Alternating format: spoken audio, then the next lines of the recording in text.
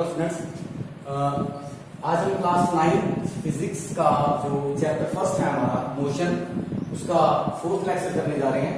इससे previous lecture में अपने ग्राफिकल रिप्रेजेंटेशन ऑफ मोशन लिया था कि मोशन को आप ग्राफिकली कैसे रिप्रेजेंट कर सकते हैं।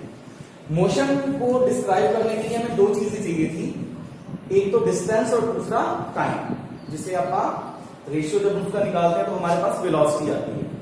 तो rate of motion that is concept of speed जो है उसके रिगार्डिंग अपन ने ग्राफ्स को बनाया था। उसमें तीन जो है ग्राफ बनाए थे, क्या when the object is in rest, second था when the object is in uniform motion और थर्ड था नॉन यूनिफॉर्म मोशन। तो तीनों के अपन ने ग्राफिकल रिप्रेजेंटेशन की थी।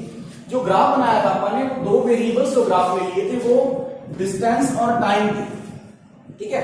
क्योंकि वेलोसिटी के अंदर दो चीजें वेरी करती है, स्पीड के अंदर दो चीजें वेरी करती हैं, एक डिस्टेंस, उसके कॉरेस्पॉन्डिंग टाइम।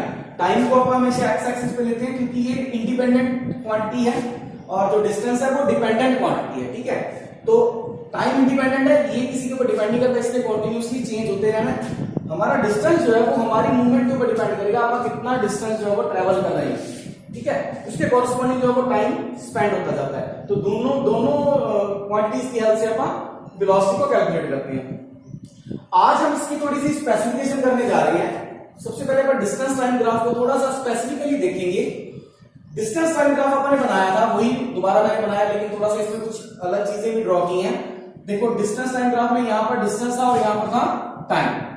अब ये अपन ने ग्राफ बनाया था यूनिफॉर्म मोशन का, 1 सेकंड में 20 मीटर, 2 सेकंड में 40 मीटर, 3 सेकंड में 60 मीटर, 4 सेकंड में 80 मीटर और 5 सेकंड में 100 मीटर तक जो है वो ऑब्जेक्ट जा रहा है। तो उसके अकॉर्डिंग ये कोऑर्डिनेट लगा के हमारी एक स्ट्रेट लाइन आई थी। अब आप इसमें ये चीज, अब आप इसमें थोड़ा आगे इसको स्पेसिफिकली थोड़ा देखें तो आप कोई पॉइंट उठाते हैं, ये वाला पॉइंट है, मान लीजिए यहां पर टाइम था t1, ठीक है, और यहां पर टाइम था t2। तो जब t1 टाइम था तो हमारा डिस्टेंस था s1 और जब t2 टाइम था तो हमारा डिस्टेंस था s2। तो ये जो ग्राफ की लाइन है, ये जो ग्राफ का इतना पोर्शन है कर्व का, इसके ऊपर अब आप कैलकुलेशंस करके देखेंगे। जब आप इसको मिलाएंगे पॉइंट्स को तो हमारे पास ये एक टाइप की एक राइट एंगल ट्रायंगल बन जाएगी। इसे अपन यहां पर थोड़ा सा अलग से सेपरेटली ड्रॉ करते हैं। अब इस राइट एंगल ट्रायंगल में ये हमारा एंगल है थीटा, ये हमारा बेस है और ये हमारा परपेंडिकुलर, सॉरी ये हाइपोटेनस है, ये हमारा परपेंडिकुलर और ये हमारा बेस है। अब एक चीज ध्यान रखना, जो स्लोप होती है, स्लोप मतलब एंगल ऑफ जो कर्व है, ये जो हमारी कर्व जा रही है, इसका जो एंगल होगा हॉरिजॉन्टल लाइन के साथ, उसे आप स्लोप बोलते हैं। तो जो स्लोप है वो tan थीटा से रिप्रेजेंट की जाती है। ये tan थीटा आपके लिए नया वर्ड है, वैसे आप tan थीटा को 10th क्लास में ज्यादा अच्छे से स्टडी करेंगे। ट्रिग्नोमेट्री के अंदर आता है tan थीटा वर्ड। ट्रिग्नोमेट्री में 6 ट्रिग्नोमेट्रिक रेशियोज होते हैं, sin theta, cos theta, tan theta, cot theta, secant theta and cosecant theta. तो ये 6 ट्रिग्नोमेट्रिक रेशियो हैं, इन सभी का मतलब अलग अलग है, ये ट्रिग्नोमेट्रिक फंक्शंस हैं। तो बाकियों को अपन छोड़ देते हैं, एक बार सिर्फ अपन tan थीटा को देखते हैं। जो tan थीटा होता है हमारा, tan थीटा की जो वैल्यू है, किसी भी राइट एंगल ट्रायंगल में ट्रिग्नोमेट्रिक रेशियोज को अप्लाई किया जाता है। तो जो tan थीटा की वैल्यू है किसी भी राइट एंगल ट्रायंगल में जब आप अप्लाई करते हैं तो उस राइट एंगल ट्रायंगल के लिए tan थीटा होता है परपेंडिकुलर अपॉन बेस, ठीक है। ये बस इतना सा याद रखो आप कि tan थीटा क्या होता है, किसी भी राइट एंगल ट्रायंगल के लिए परपेंडिकुलर अपॉन बेस। तो यहां पर परपेंडिकुलर क्या होगा, BC। अब देखो BC क्या है, यहां तक डिस्टेंस है S1 और यहां तक पूरा है S2। तो ये इतना पोर्शन बचा, ये क्या हुआ, S2 माइनस S1। जब आप S2 में से S1 को माइनस करेंगे तो इतना पोर्शन आ जाएगा, मतलब हमारा परपेंडिकुलर आ जाएगा S2 माइनस S1। तो परपेंडिकुलर की वैल्यू आ गई S2 माइनस S1 अपॉन, अब बेस AC। AC क्या चीज है, T2 माइनस T1। तो यहां तक की लेंथ T2 है, यहां तक की लेंथ है T1। तो जो इतनी लेंथ है, ये कितनी हुई, T2 माइनस T1। तो हमारा tan थीटा जो है वो आ गया S2 minus S1 upon T2 minus T1। और tan थीटा जो है ये slope of the distance time graph है, S2 माइनस S1 मतलब S ही होगा ना, डिस्टेंस में से डिस्टेंस माइनस करेंगे तो रिजल्टेंट डिस्टेंस में ही आएगा, और टाइम में से टाइम माइनस करेंगे तो रिजल्टेंट टाइम में ही आएगा। तो डिस्टेंस अपॉन टाइम क्या होता है? वेलोसिटी। तो हमारा जो tan थीटा है, हमारा tan थीटा हो जाता है velocity which is equal to distance upon time, या इस केस में अपन ने S2 minus S1 upon T2 minus T1 ले रखे हैं। तो ये चीज आपने ध्यान रखनी है कि जो डिस्टेंस टाइम ग्राफ बनेगा, डिस्टेंस टाइम ग्राफ के अंदर जो tan थीटा की वैल्यू होगी, tan थीटा की वैल्यू हर ग्राफ के अंदर स्लोप का एंगल होगा, ठीक है, स्लोप ऑफ द ग्राफ होगा। हर आगे भी अपन कुछ और अलग अलग ग्राफ करेंगे, अभी अपन कर रहे हैं डिस्टेंस टाइम ग्राफ।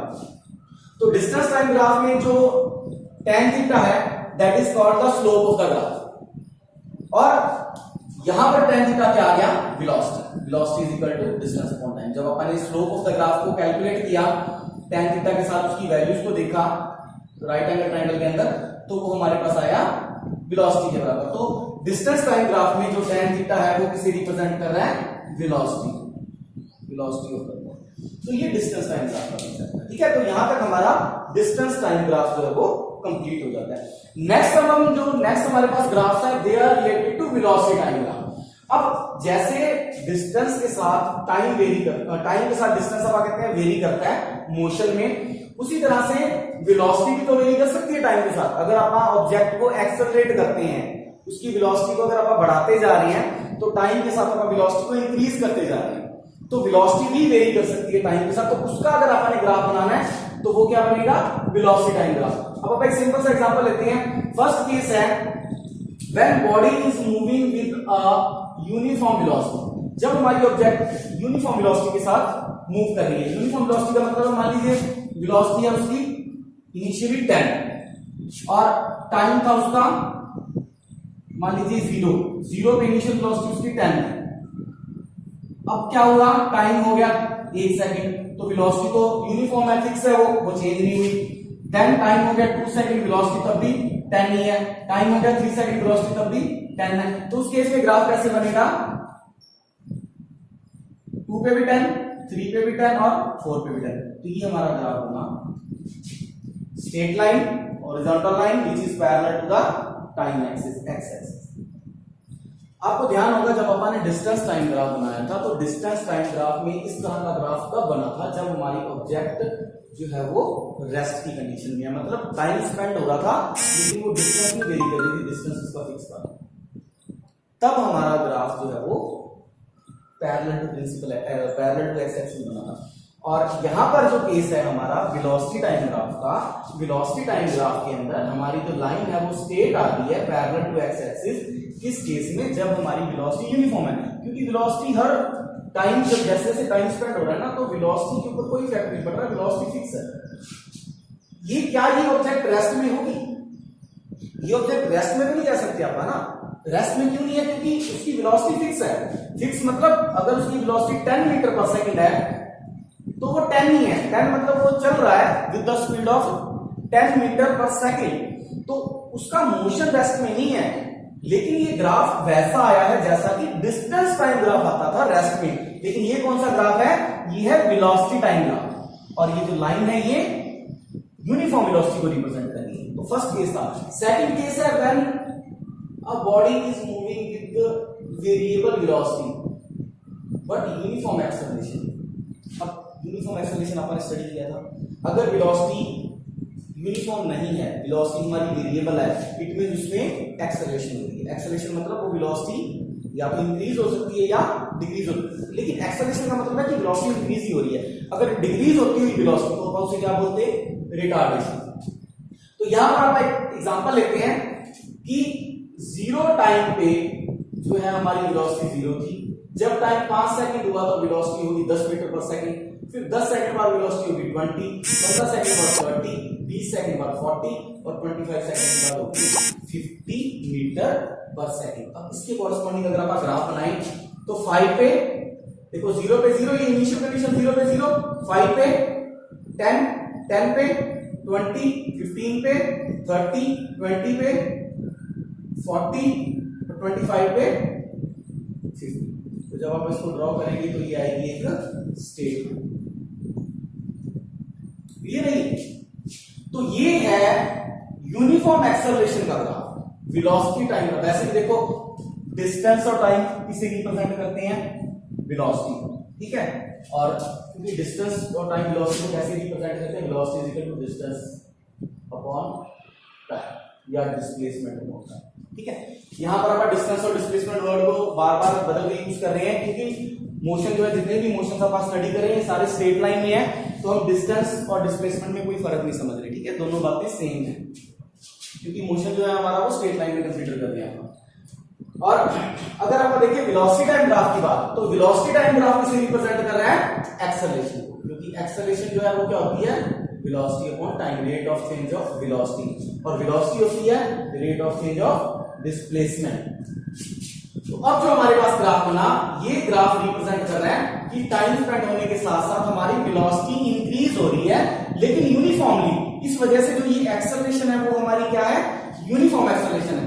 और acceleration is given by slope of the VT graph. ये जो वेलोसिटी टाइम ग्राफ है, इस वेलोसिटी टाइम ग्राफ की जो एक्सेलरेशन है वो स्लोप ऑफ द ग्राफ जो है, slope of the graph acceleration को रिप्रेजेंट करता है।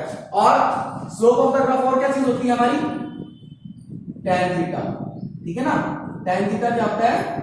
Slope of the graph. ये मैंने बताया आपको, चाहे वो डिस्टेंस टाइम ग्राफ है उसकी स्लोप भी tan थीटा होगी, और चाहे वेलोसिटी टाइम ग्राफ है उसकी स्लोप भी tan थीटा होगी।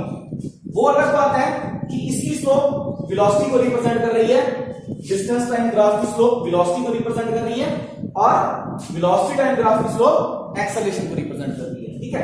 Acceleration depending upon the velocity and the time, and velocity depending upon the displacement and time.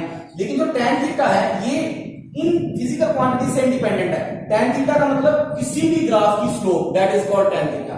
अब यही जो स्पेसिफिकेशंस अपन यहां अप्लाई की थी, T1 T2 S1 S2, यही अपन यहां पर अप्लाई करते हैं। मान लीजिए कोई पर्टिकुलर केस है, यहां पर हमारा टाइम है जो T1 है यहां पर टाइम, और फिर कुछ देर बाद हमारा टाइम हो जाता है T2। यहां पर हमारी जो वेलोसिटी है वो है v, और यहां पर जो वेलोसिटी है हमारी वो है, यहां पर आप लगाते हैं, यहां पर जो वेलोसिटी है वो है हमारी, यहां u लिखो आप, क्योंकि इनिशियल वेलोसिटी मानेंगे आप इसको, इसे लिखो u। तो हम बात करेंगे कि T1 टाइम पे वेलोसिटी है हमारी u, और T2 टाइम, यहां मान लो कि इस पॉइंट पे आके हमारा टाइम जो हो गया T2 टाइम पे वेलोसिटी है हमारी v। तो अब यहां पर भी अपन वैसे ही एक राइट एंगल ट्रायंगल बनाने की कोशिश करेंगे। ये जो थीटा है ये है हमारा स्लोप ऑफ द ग्राफ। तो यहां पर अपन ए बी सी एक ट्रायंगल बना लेते हैं, और इस ट्रायंगल को अपन थोड़ा सा मैग्नीफाई करके यहां पर रिप्रेजेंट करते हैं ए बी सी, और ये है थीटा। अब ये जो ए पॉइंट है ये है T1, और ये जो बी पॉइंट है T2। तो ये लेंथ कितनी हुई? ए बी कितनी होगी length? T2 minus T1। Similarly ये जो ये वाली लेंथ है BC, ये कितनी होगी? V minus U।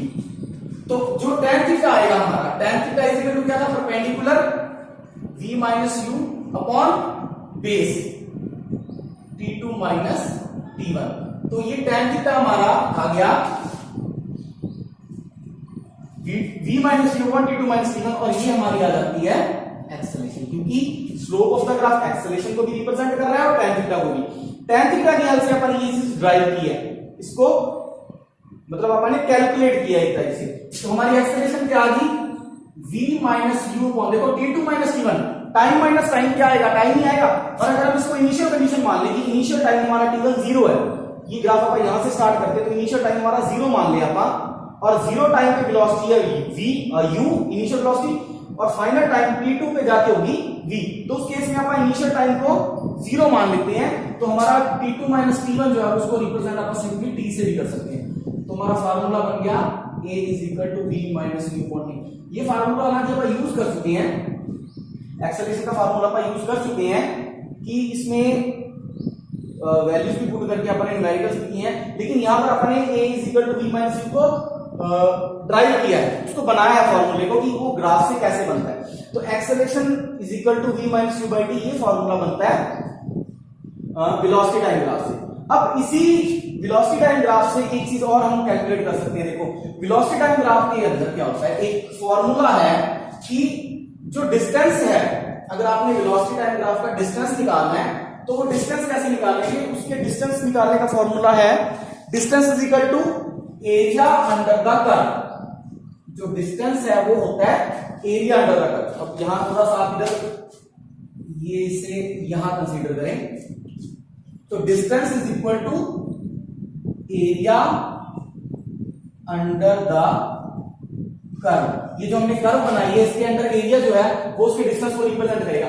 मान लो यहां पर इस केस में t2 माइनस t1 टाइम में उसने वेलोसिटी v2 और v माइनस u वेलोसिटी जो है अचीव की। पहले u थी फिर वो v वेलोसिटी अचीव कर गया।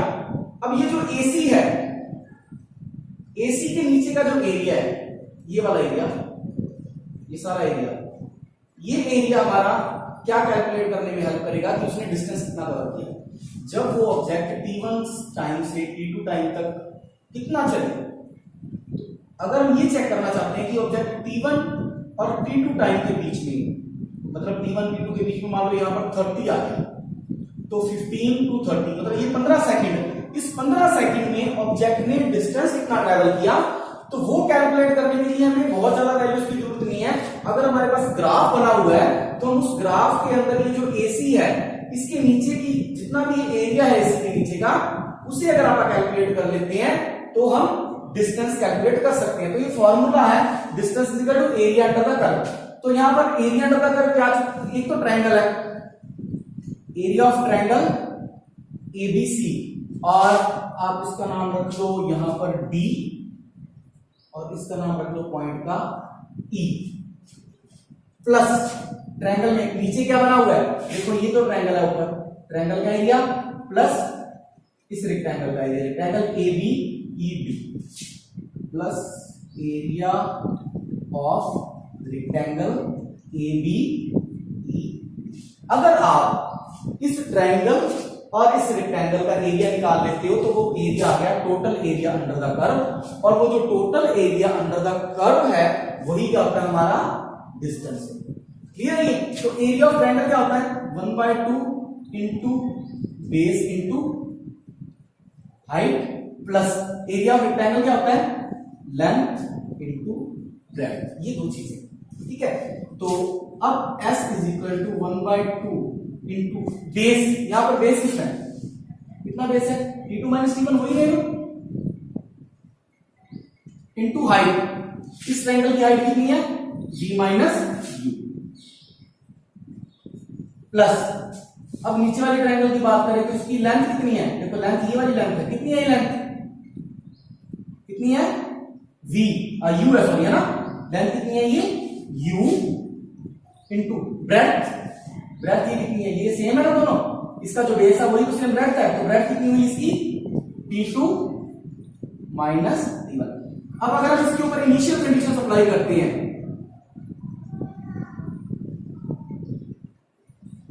अब इनिशियल कंडीशन के अकॉर्डिंग t1 0 हो जाएगा और t2 हो जाएगा सिंपली t, जैसे अपन यहां किया था। इनिशियल कंडीशन अप्लाई करते हैं तो s is equal to 1/2 into t into v minus u plus ut। Clear है? ये इस इक्वेशन को आपने ध्यान में रखना है, ये इक्वेशन यूज होगी आगे अपन velocity time relation, distance time relation, ये 2-3 रिलेशंस करेंगे उसमें ये यूज होगी। तो ये आप थोड़ा सा ना वेलोसिटी टाइम ग्राफ को अच्छे से समझें, इसमें बुक के अंदर भी काफी डिटेल में इसको एक्सप्लेन किया हुआ है। और ये जो इसके फॉर्मूला अपने ड्राइव किए, पहला फॉर्मूला तो अपने tan थीटा ड्राइव किया। देखो डिस्टेंस टाइम ग्राफ से अपने फॉर्मूला ड्राइव किया वेलोसिटी निकालने का, डिस्टेंस टाइम ग्राफ से अपने वेलोसिटी निकालना सीखा, और वेलोसिटी टाइम ग्राफ से अपने एक्सेलरेशन निकालना सीखा। किसकी हेल्प से? tan थीटा की हेल्प से। tan थीटा क्या होता है? tan थीटा होता है परपेंडिकुलर अपॉन बेस, और वो दोनों ही ग्राफ के अंदर उसकी जो कर्व की स्लोप है वो tan थीटा को रिप्रेजेंट करती है। क्लियर है? आगे एक तो ग्राफ है अभी, वो भी करते हैं अपन। देखो वेलोसिटी वाले केस में ना जो अपन वेलोसिटी टाइम ग्राफ जो किए हैं अभी तक, उसमें 2 केस अपन कर चुके हैं। वेलोसिटी अपन लेते हैं हमेशा मीटर पर सेकंड में ग्राफ के अंदर, जो अपने ग्राफ की है उसमें अपन ने पहला किया जब हमारी वेलोसिटी यूनिफॉर्म थी, मतलब एक्सेलरेशन 0 थी। सेकंड किया जब वेलोसिटी वेरी करती है यूनिफॉर्मली, और जब वेलोसिटी यूनिफॉर्मली वेरी करती है मतलब उसकी एक्सेलरेशन जो है वो यूनिफॉर्म होती है।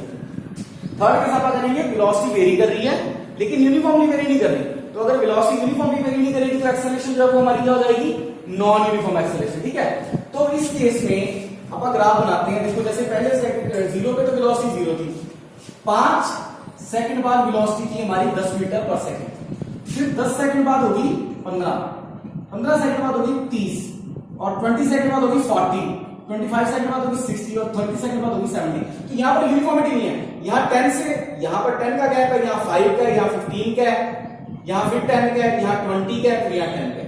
तो ये जो वेरिएशंस हैं ये यूनिफॉर्म नहीं है, इस वजह से ये एक्सेलरेशन जो इसमें हो रही है, देखो वेलोसिटी अगर इंक्रीज होती है तो मतलब एक्सेलरेशन उसमें हो रही है, लेकिन अगर velocity increase step by step equally होगी तो उसमें एक्सेलरेशन यूनिफॉर्म होगी। लेकिन अगर वेलोसिटी इंक्रीज यूनिफॉर्म नहीं होगा, step by step equal difference के साथ वेलोसिटी नहीं बढ़ेगी, तो हमारी एक्सेलरेशन जो है वो यूनिफॉर्म हो जाएगी और नॉन यूनिफॉर्म हो जाएगी, और जो हमारा ग्राफ आएगा वो स्ट्रेट लाइन नहीं आएगा। जैसा कि यहां पर आप देखते हैं 0 पे 0, 5 पे कितना है 10, 10 पे 15, देखो 15 का आ जाएगा 15 आ जाएगा 20 और 10 के बीच में यहां पर। ठीक है, फिर 15 पे कितना हो गया 30, 20 पे 40, 25 पे 60 और 30 पे 7। तो यहां पर ये जो ग्राफ आया है हमारा, ये एक स्ट्रेट लाइन नहीं है, इसका मतलब ये हमारा जो नॉन यूनिफॉर्म है एक्सेलरेशन जो है हमारी वो नॉन यूनिफॉर्म है। Means straight line velocity time graph की स्ट्रेट लाइन यूनिफॉर्म एक्सेलरेशन को रिप्रेजेंट करती है, और जो नॉन यूनिफॉर्म एक्सेलरेशन है उसमें क्या होगा, एक कर्व लाइन आएगी, मतलब स्ट्रेट लाइन नहीं आएगी इस तरह। ठीक है, तो इसके ऊपर कोई कैलकुलेशन या स्पेसिफिकेशन नहीं है, सिर्फ ये अंडरस्टैंडिंग के लिए है कि नॉन यूनिफॉर्म एक्सेलरेशन का वेलोसिटी टाइम ग्राफ कैसे बनता है। अब एक और ग्राफ है डिस्टेंस टाइम ग्राफ, जिसमें आप पॉजिटिव, नेगेटिव और जीरो एक्सेलरेशन को रिप्रेजेंट कर सकते हैं। वैसे डिस्टेंस टाइम ग्राफ किसे रिप्रेजेंट करता है, डिस्टेंस टाइम ग्राफ की हेल्प से आप क्या कैलकुलेट करते हैं, वेलोसिटी। क्लियर है। अब अगर हमारी एक्सेलरेशन 0 है, पहले केस अपन लेते हैं 0 एक्सेलरेशन का, अगर हमारी एक्सेलरेशन 0 है तो मतलब वेलोसिटी क्या होनी चाहिए हमारी, यूनिफॉर्म। देखो अगर वेलोसिटी यूनिफॉर्म होगी, फिक्स होगी, वेलोसिटी यूनिफॉर्म है मतलब वेलोसिटी फिक्स है, इट मींस वहां पर एक्सेलरेशन इंक्रीज या डिक्रीज नहीं हो रही, तो उस केस में डिस्टेंस टाइम ग्राफ कैसा बनेगा। तो हमें पता है कि अगर हमारी वेलोसिटी यूनिफॉर्म है तो डिस्टेंस टाइम ग्राफ हमारा स्ट्रेट लाइन को रिप्रेजेंट करता है। तो ये जो ग्राफ है ये यूनिफॉर्म वेलोसिटी को रिप्रेजेंट करता है, यूनिफॉर्म वेलोसिटी को ये ग्राफ जो है वो रिप्रेजेंट कर रहा है, साथ ही ये रिप्रेजेंट कर रहा है एक्सेलरेशन को, क्योंकि अगर वेलोसिटी यूनिफॉर्म है तो एक्सेलरेशन क्या है हमारी 0। अब अगर ग्राफ इस तरह का बनेगा, इस तरह का ग्राफ जो होगा ये रिप्रेजेंट करेगा पॉजिटिव एक्सेलरेशन को, क्योंकि यहां पर क्या है टाइम के साथ साथ वेलोसिटी बढ़ रही है तो ग्राफ इस तरह से आता है, और अगर टाइम के साथ साथ वेलोसिटी कम हो रही हो, डिक्रीज हो जाएगी वेलोसिटी, तो ग्राफ इस तरह से आएगा। और अगर वेलोसिटी डिक्रीज होगी तो एक्सेलरेशन क्या होगी वहां पर, नेगेटिव, और अगर वेलोसिटी इंक्रीज होगी तो एक्सेलरेशन क्या होगी वहां पर, पॉजिटिव। तो ये ग्राफिकल रिप्रेजेंटेशन थी, अलग अलग टॉपिक्स को अपन ने ग्राफिकली रिप्रेजेंट करके देखा। सबसे पहले यूनिफॉर्म नॉन यूनिफॉर्म वेलोसिटी को, उसके बाद अपन ने यूनिफॉर्म और नॉन यूनिफॉर्म वेलोसिटी के लिए अपन ने डिस्टेंस टाइम ग्राफ बनाया, यूनिफॉर्म और नॉन यूनिफॉर्म एक्सेलरेशन के लिए अपन ने वेलोसिटी टाइम ग्राफ बनाया, फिर अपन ने v is equal to distance upon time ये फार्मूला ड्राइव किया, एक अपन ने फार्मूला ड्राइव किया था acceleration is equal to v minus u by t, एक ये फार्मूला ड्राइव किया था, और एक अपन ने लास्ट में देखा डिस्टेंस टाइम ग्राफ की हेल्प से ही अपन एक्सेलरेशन को रिप्रेजेंट कर सकते हैं। हालांकि यहाँ कैलकुलेट कुछ नहीं करना, सिर्फ हमने इस ग्राफ से एक्सेलरेशन को रिप्रेजेंट करना है कि अगर डिस्टेंस टाइम ग्राफ में एक्सेलरेशन 0 है तो स्ट्रेट लाइन आएगी, मतलब वो ग्राफ किसे रिप्रेजेंट करेगा, यूनिफॉर्म एक्सेलरेशन यूनिफॉर्म वेलोसिटी को, जिसमें कि हमें पता चलता है कि एक्सेलरेशन हमारी 0 है। और अगर कर्व हमारी नीचे को बेंड हो रही है, इट मींस वहां पर वेलोसिटी डिक्रीज होने लगी, तो मतलब वहां एक्सेलरेशन नेगेटिव होगी, और अगर इंक्रीज हो रही है एक्सेलरेशन पॉजिटिव है मतलब वेलोसिटी हमारी नॉन यूनिफॉर्मली मतलब इंक्रीज होती जा रही है। ठीक है, तो ये हमारा जो नेगेटिव वाला केस है ये रिटार्डेशन कहलाता है और पॉजिटिव वाला एक्सेलरेशन कहलाता है। तो स्टूडेंट्स इन ग्राफ्स को आप थोड़ा सा अच्छे से स्टडी करें, और जो tan थीटा वाला कांसेप्ट है उसमें बस इतना सा ध्यान रखें, tan theta is equal to perpendicular upon base, और डिस्टेंस टाइम ग्राफ में tan थीटा रिप्रेजेंट करता है वेलोसिटी को, और वेलोसिटी टाइम ग्राफ में tan थीटा रिप्रेजेंट करता है एक्सेलरेशन को। तो ये छोटी छोटी बातें ध्यान में रखेंगे तो इन ग्राफ्स को स्टडी करने में और इनको एनालाइज करने में आपको ज्यादा प्रॉब्लम नहीं आएगी। Thank you students.